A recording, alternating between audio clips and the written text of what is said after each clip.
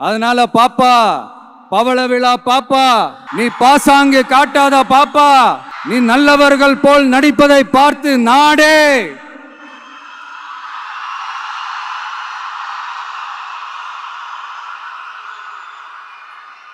பாப்பான்னு சொன்னோம்.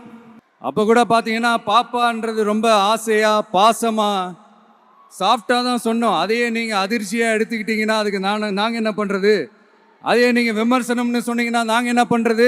இன்னும் நாங்க விமர்சனம் செய்ய ஸ்டார்ட் பண்ணவே இல்லையே, இன்னும் நாங்க அடிக்க ஸ்டார்ட் பண்ணவே இல்லையே, அதுக்குள்ள அலர்னா எப்படி?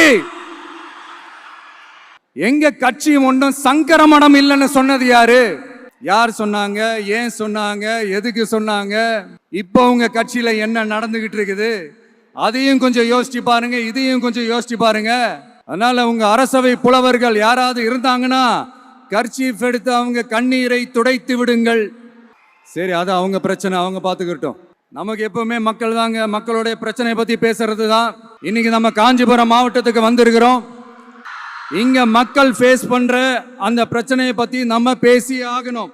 இந்த காஞ்சி மண்ணை வாழ வைக்கிற ஜீவ நதி பாலாறு, உயிர் நதி பாலாறு.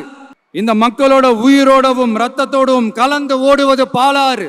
அந்த பாலாறை இன்னைக்கு பெரியார் பெயரையும் அண்ணா பெயரையும் சும்மா பேருக்கு வச்சுக்கிட்டு ஆட்சி நடத்துறவங்க என்ன பண்றாங்க தெரியும்ல? சுரண்டிட்டாங்க, கொள்ளையடிச்சிட்டாங்க, நாசம் பண்ணிட்டாங்க, மோசம் பண்ணிட்டாங்கன்னு இன்னும் என்ன வேணாலும் சொல்லலாம். ஆக மொத்தம் அழிச்சிட்டாங்க.